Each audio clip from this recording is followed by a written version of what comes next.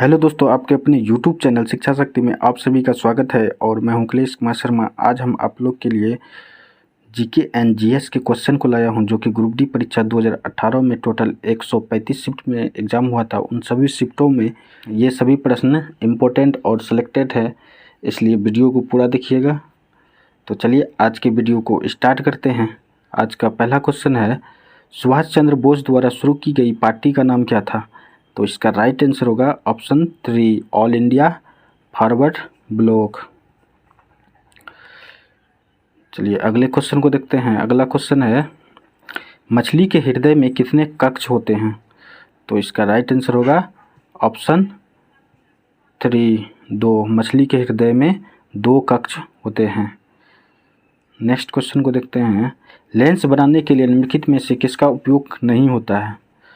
तो इसका right answer होगा मिट्टी। लेंस बनाने के लिए मिट्टी का उपयोग नहीं होता है। चलिए अगले क्वेश्चन में, धातुओं के किस गुण के कारण उनके पत्थर फाइल बनाने में आसानी होती है? तो इसका राइट आंसर होगा ऑप्शन 1, आधात वर्धनता। आधात वर्धनता गुण के कारण पत्थर या फाइल बनाने में आसानी होती है।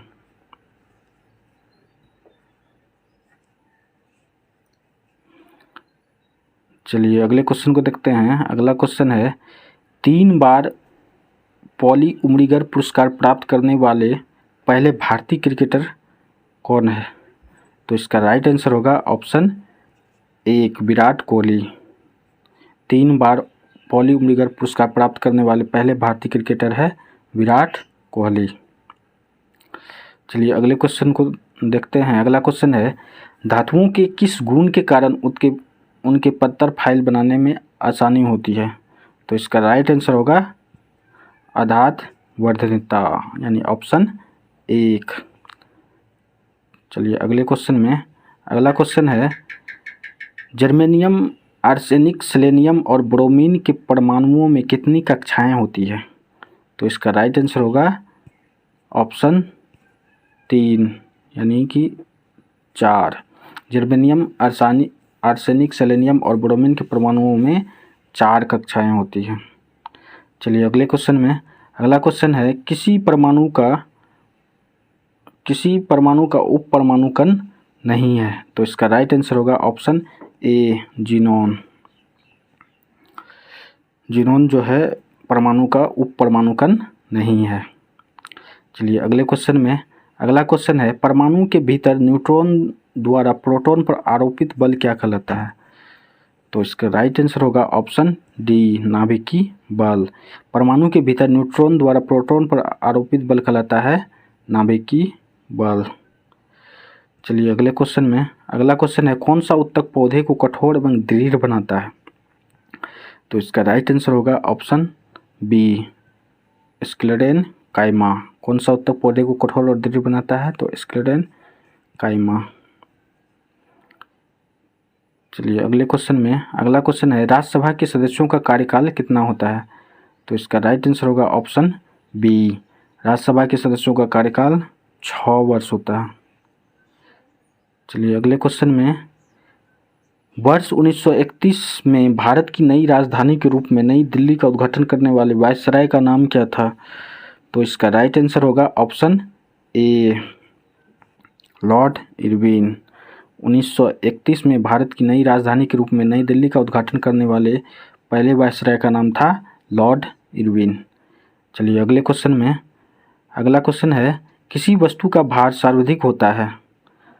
तो इसका राइट आंसर होगा ध्रुवों पर। किसी वस्तु का सर्वाधिक भार होता है ध्रुव पर। चलिए अगले क्वेश्चन में। अगला क्वेश्चन है, निम्नलिखित में से मत्स्य वर्ग की विशेषता क्या नहीं है? तो इसका राइट आंसर होगा ऑप्शन ए, सूडो कॉलम की उपस्थिति। ऑप्शन ए, निम्नलिखित में से मत्स्य वर्ग की विशेषता क्या नहीं है? तो सूडो कॉलम की उपस्थिति। चलिए अगले क्वेश्चन में, मनुष्यों में पाए जाने वाले प्लेसेंटा उत्तक द्वारा निम्न में से कौन सा काम किया जाता है? तो इसका राइट आंसर होगा ऑप्शन ए, मनुष्यों में पाए जाने वाले प्लेसेंटा उत्तक वर्णन में से कौन सा? तो भ्रूण से अपशिष्ट को बाहर निकालना और भ्रूण को पोषण प्रदान करना। चलिए अगले क्वेश्चन में, रक्त में शर्करा शुगर के स्तर में वृद्धि का पता किसकी कोशिकाओं द्वारा चलता है? तो इसका राइट आंसर होगा ऑप्शन ए, अग्नाशय।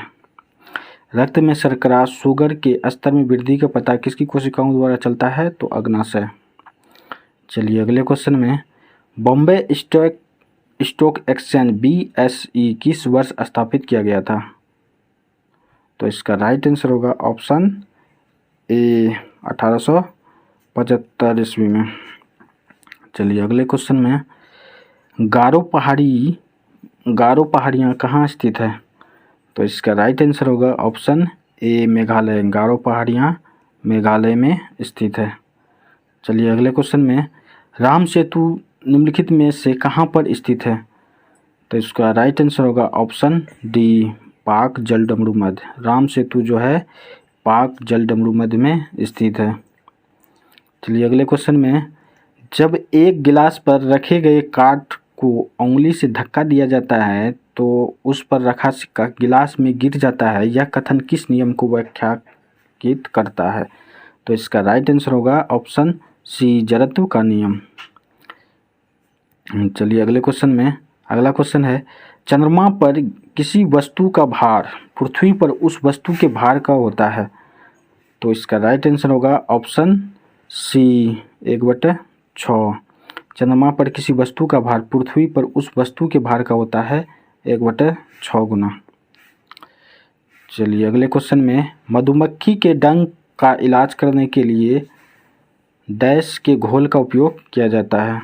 तो इसका राइट आंसर होगा ऑप्शन बी, बेकिंग सोडा। मधुमक्खी के डंक का इलाज करने के लिए बेकिंग सोडा के घोल का उपयोग किया जाता है। चलिए अगले क्वेश्चन में, निम्नलिखित में से कौन सबसे पहली महिला वकील है जिसको सीधे उच्चतम न्यायालय के न्यायाधीश के रूप में नियुक्त किया गया था? तो इसका राइट आंसर होगा ऑप्शन डी, इंदु मल्होत्रा।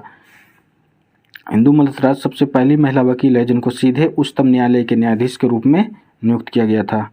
चलिए अगले क्वेश्चन में, अगला क्वेश्चन है, जायकावाड़ी चरण 1 जल विद्युत परियोजना किस नदी पर बनाई गई है? तो जायकावाड़ी चरण 1 जल विद्युत परियोजना ये गोदावरी नदी पर बनाई गई है। चलिए अगले क्वेश्चन में, अगला क्वेश्चन है, भारतीय क्रिकेट के इतिहास में एक T20 मैच में 5 विकेट लेने वाले पहले भारतीय गेंदबाज कौन है? तो इसका राइट आंसर होगा ऑप्शन डी, युजवेंद्र चहल। भारतीय क्रिकेट के इतिहास में एक T20 मैच में 5 विकेट लेने वाले पहले भारतीय गेंदबाज है युजवेंद्र चहल। दोस्तों आज यहीं तक, मिलते हैं फिर अगले वीडियो में। अगर आप लोग इन सभी प्रश्नों का PDF लेना चाहते हैं तो हाँ, डिस्क्रिप्शन बॉक्स में हमारे व्हाट्सएप ग्रुप का लिंक है, वहाँ पर जाके इस व्हाट्सएप ग्रुप में जुड़कर इस सभी प्रश्नों का PDF ले सकते हैं। मिलते हैं फिर नेक्स्ट वीडियो में।